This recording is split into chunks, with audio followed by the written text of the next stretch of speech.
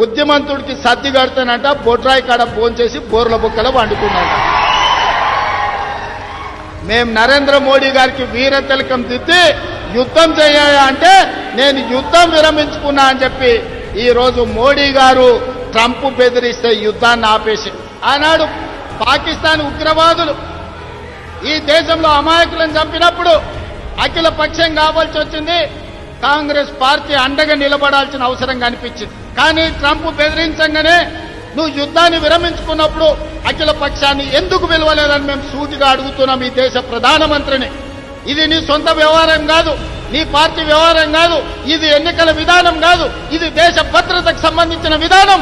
దేశ భద్రత విషయంలో యుద్ధం చేయాల్సిన సమయంలో యుద్ధం విరమించడం ద్వారా 140 కోట్ల భారతీయుల యొక్క ఆత్మ గౌరవాన్ని ట్రంప్ దగ్గర తాకట్టు పెట్టొచ్చి ఇవాళ గొప్పల కోసం ఉపన్యాసాలు బీజేపీ వాళ్ళు ఇస్తున్నారు తప్ప ఈ దేశ భద్రత పట్ల వాళ్ళకు పట్టింపు లేదు.